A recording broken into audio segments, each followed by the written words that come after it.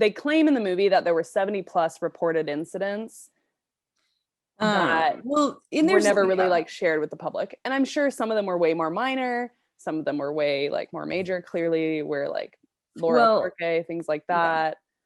Well, so I mean, there's a lot of things. I mean, Tilly, like, yeah, he has the 2 other aggression incidents with Daniel Duke and then Dawn, which there's a lot to talk about those. Yeah. But with aggression acts, I do have an interesting statistic. Okay. Out of 153 recorded incidents, so there's more than 70, 153 recorded, only 16 involved whales who were with their mothers at the birth park and had never experienced transfer. Every other aggression act or incident separated young was done by wild caught whales. Mother had either died or they were separated from their mother, or they had been transferred. Okay. So there's a big correlation that you could take from that either coming from the wild anxiety. Yep, that mother died, so that'd be Orchid. Her mom died, they showed it in the film. Or they're separated from their mother, or that they are transferred to any degree that they tend to be the ones that are aggressors. Now, there are the 16 who hadn't had any of that, but the major ones... You can see that there's at least a big connection between the 2. Yes.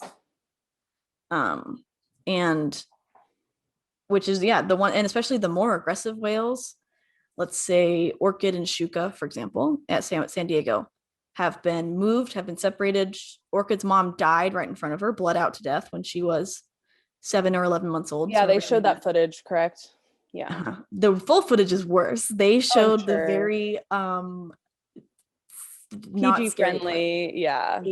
And they do kind of talk about it in the film, how even the trainers were very surprised that they made the decision, knowing the social bonds that they had in the wild, to separate babies from their mothers. Yes, separations. I do find interesting because it happens in zoo and aquaria all the time. Transfers happen all the time, no matter the species. It's like almost like trading baseball cards sometimes, in a way.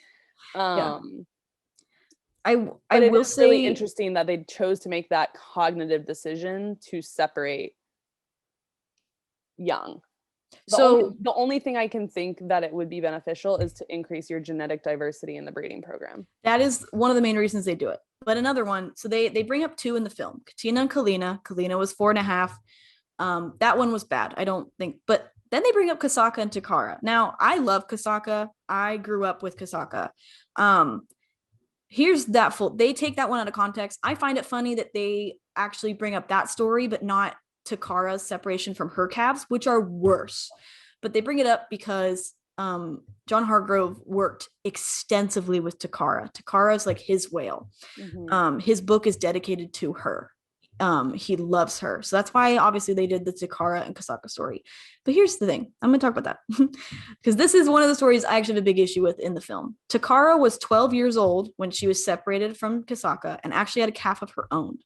And the reason that it's believed that she was separated is because she was causing a lot of issues at that park, because Kasaka and Takara both are extremely dominant whales. And so is Orchid, who is also at that park. And there was a lot of issues with Takara kind of displacing a lot of animals, causing a lot of issues. And they wanted to genetically diversify other parks. And so they moved Takara, and Takara has her own baby at this time. And they move her to Orlando. I think she was also pregnant at the time with another baby. But anyway, so she goes to Orlando. While she's in Orlando, she's with her calf, Kohana. Kohana was the one that was with her in San Diego. Kasaka helped her give birth to Kohana. I have pictures that I sent you. Now she's in Orlando. She gives birth to Trua.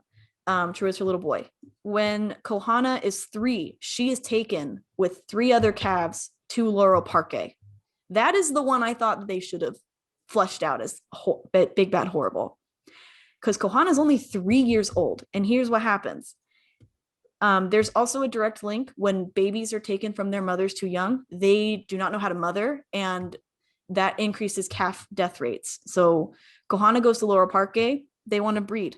Kohana has 2 calves, Adon and Victoria. She rejects both of them, never mothers them. Adon is still alive, but Victoria dies pretty young. They are basically hand-fed and mothered by trainers. Yeah. And then in 2009, Takara is sure leads to those young then not knowing how to mother because they were not mothered. It becomes a bit, and so that's awful, and that then hurts those two calves. But on top of that, so in 2006, Kohana's taken. 2009, they moved Takara from Orlando to Texas, and they leave Trua, so she doesn't have her son.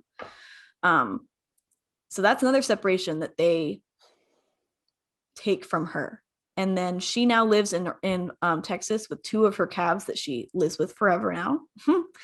But she has two other calves that are, one's in Spain, one's in Orlando. And those are separations. Obviously, John wasn't there for those ones, which I think is why they don't bring them up. Right. They have him explain the one he was there to witness, which was Kasaka and Takara. But the other two separations I thought were worse and also could bring in more to talk about, like the adverse effects of separation. But I don't think Kohana had calves at that point. Yeah. But those are things that... Well, too, I think the documentary is trying to focus more just on like the aggression side of things, more so than like the separation anxiety things, which obviously can lead to that aggression. But the documentary is relatively short. They don't have time to go into all of those things. But the Kasaka-Takara separation from the beginning, I would say with Takara displacing and being aggressive, and she is a very dominant animal, that moving her made sense. That was a move that they needed. I mean, ultimately, it's the safety of all the other animals. Yeah. And if she's causing a ruckus and all that, moving her, and genetic diversity, they don't want interbreeding, which happens anyway. And then Kasaka, she actually was also another whale that after the Ken Peters incident became a no waterworks animal. You were not allowed to be in the water with her. So they did take a precaution finally.